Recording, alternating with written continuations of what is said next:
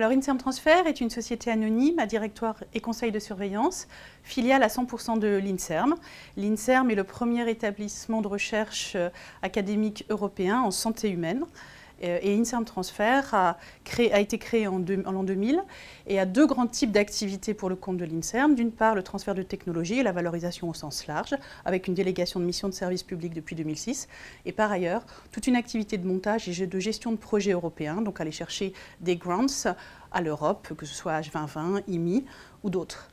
Alors en termes de positionnement, donc Inserm Transfer travaille véritablement les innovations en santé humaine sur le long terme, avec un historique aujourd'hui assez long et un recul assez long sur le sujet, avec différents types d'activités. L'ensemble de la chaîne de valeur est couverte par nos activités, du sourcing, donc aller chercher les innovations dans les laboratoires. On a une activité extrêmement intense de sourcing dans des échanges en one-to-one avec les scientifiques. On a toutes les activités ensuite qui couvrent la protection industrielle et le fait de monter des portefeuilles de projets robustes, solides, dans une logique véritablement de monter la compétitivité de la France en santé humaine à son meilleur niveau. À ce jour, et pour les résultats 2017, l'Inserm est là encore pour cette année le premier déposant académique européen en biomédical, bien sûr, mais également le premier déposant dans la catégorie pharmaceutique. Et donc nos concurrents, c'est l'industrie pharmaceutique, et en même temps, ce sont évidemment nos partenaires dans l'évolution et dans l'absorption de l'innovation.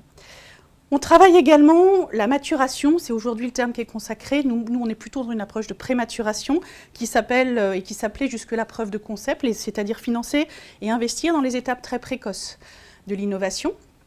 Alors pour nous, qu'est-ce que ça signifie? Ça signifie un travail établi depuis 2009, un investissement de l'Inserm et d'Inserm Transfer à hauteur de 16 millions d'euros pour finalement faire les étapes les plus précoces du développement, mais aux meilleurs standards industriels. Ça veut dire en particulier de très belles validations de cibles, et puis l'identification de molécules, par exemple thérapeutiques de type lead, essentiellement des biomolécules.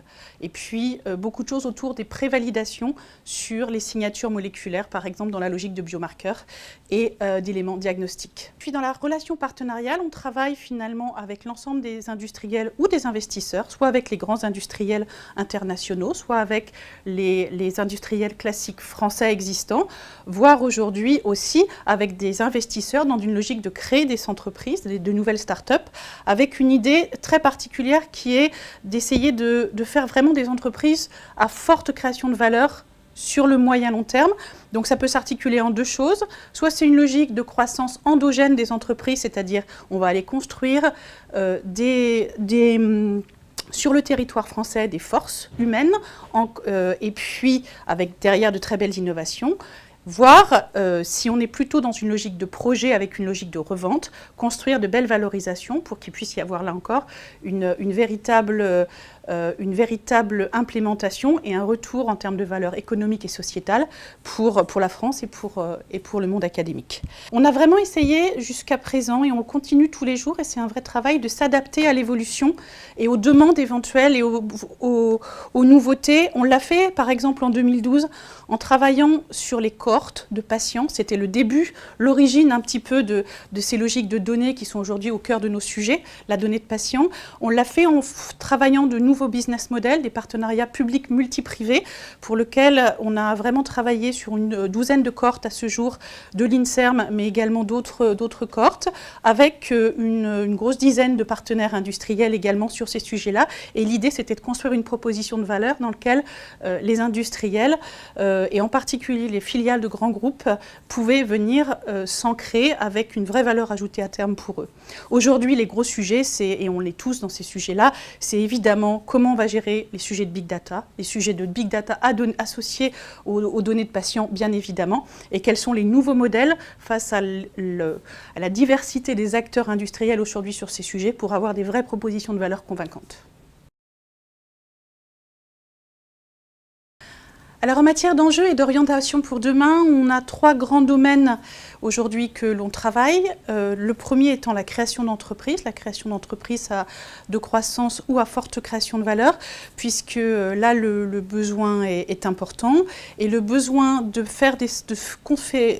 réaliser des structures qui vont pouvoir se projeter évidemment d'abord en spin-off, en start-up, puis après en PME, voire demain en ETI. Donc avec une logique de faire ce travail important qui consiste à, d'une part, créer des équipes qui vont être des équipes qui vont permettre de faire perdurer la société de la bonne façon, et puis d'autre part, de construire des vrais projets d'entreprise. Et il y a tout un travail à faire avec les scientifiques pour leur faire passer d'une idée de projet applicatif, voire qui va en clinique, dans le domaine de la santé, à quelque chose qui est un réel projet d'entreprise et qui va permettre de déclencher et de satisfaire aux conditions de tels projets. On a par exemple travaillé quelques assets de l'INSERM qu'on appelle l'immunoscore. C'est breveté par de multiples familles, c'est aussi protégé par trademark.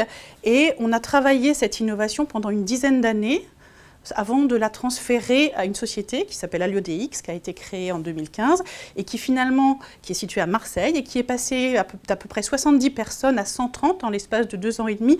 Donc c'est vraiment, quand on dit start-up à forte potentiel de croissance endogène, c'est vraiment ça, c'est-à-dire construire des PME qui sont solides et qui vont permettre du coup de faire un véritable effet levier pour l'innovation française. Ça peut être aussi un travail pour permettre de faire émerger des sociétés qui vont faire des belles levées de fonds. Alors on peut penser à des sociétés comme InCheck, par exemple, sur la base des travaux de Daniel Olive, qui a fait un tour de table de 20 millions d'euros en 2017, l'année passée. Et l'idée, c'est vraiment de s'ancrer dans des choses comme ça. Et si on regarde l'ensemble des spin-offs de l'INSERM depuis 2010 à peu près, 2017 a été l'année où les plus belles levées de fonds se sont faites, avec à peu près 137 millions d'euros de levées de fonds pour les spin-offs de l'INSERM. Donc c'est vraiment l'idée de les ancrer dans quelque chose de forte valeur ajoutée. Et puis c'est le deuxième élément qui est important, c'est au-delà de créer des entreprises, donc consolider les existants. Alors consolider les existants, ça veut dire faire passer potentiellement de TPE, donc de très petites entreprises à PME, et puis derrière de PME à ETI, on l'espère tous.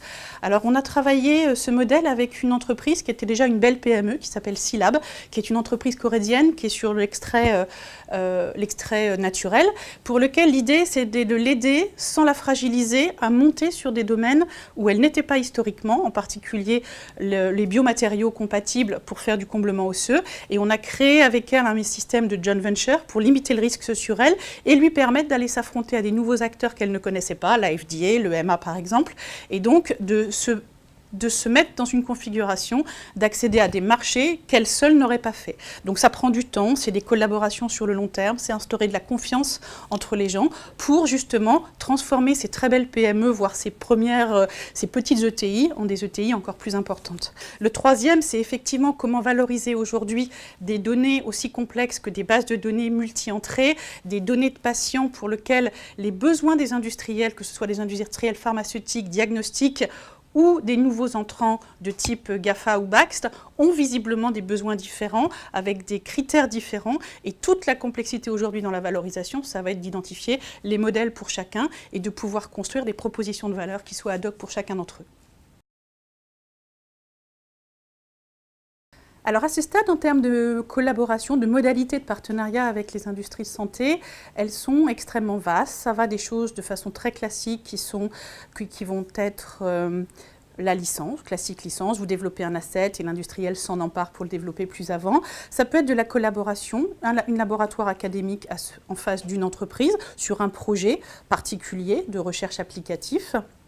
On a aussi beaucoup développé ce qu'on appelle nous les alliances stratégiques, c'est-à-dire les partenariats vraiment sur le long terme. On en a un en particulier assez emblématique avec MedImmune AstraZeneca, c'est public évidemment, qui s'inscrit dans la durée. Ça fait déjà 7 ans qu'on travaille ensemble. Et là, l'idée, c'est véritablement de travailler avec plusieurs business units d'une même structure, d'un même industriel. Et de l'autre côté, nous, avec plusieurs académiques, voire plusieurs unités de recherche, voire éventuellement même des thématiques différentes en fonction du besoin, de s'adapter et de construire véritablement, avoir une co-construction et un design conjoint de projets de recherche qui, avec un temps avec un delta évidemment de temps, va permettre de sortir des innovations, mais cette fois conjointes, avec évidemment une logique de copropriété sur les brevets, de partage évidemment.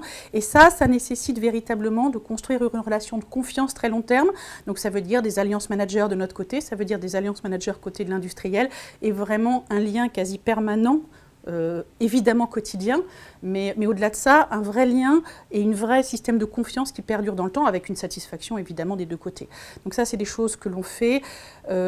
L'idée, c'est éventuellement de pouvoir travailler aussi les sujets de laboratoire commun. Ça, c'est quelque chose qu'on a peu fait jusqu'ici, mais qui est vraiment quelque chose qu'on pourrait mettre en place et qui serait effectivement très pertinent dans cette même logique de travail, de recherche conjoint. Et puis, on est en train de développer aussi des sujets d'accélération conjointe de projets. L'idée étant que jusqu'à ce jour, INSERM et INSERM Transfer sont en mesure d'emmener des couples cibles validés, produits thérapeutiques biologiques jusqu'à un stade de lead ou de début de lead optimisé. Et l'idée, c'est de travailler avec des investisseurs et des partenaires industriels de santé pour développer plus avant dans un système d'accélération et emmener un certain nombre de ces projets jusqu'en preuve mécanistique humaine ou en phase 1, 2, en fonction des pathologies, pour avoir cette logique conjointe de dérisking pour derrière pouvoir faire émerger et que les industriels puissent s'approprier des projets déjà dérisqués, pertinents et évidemment déjà au stade clinique. Donc voilà un petit peu les sujets. L'idée, c'est de pouvoir proposer des modèles adaptés à chaque industriel et pas stéréotypés systématiquement. Donc c'est vraiment une logique un peu à la carte en fonction des besoins de nos partenaires.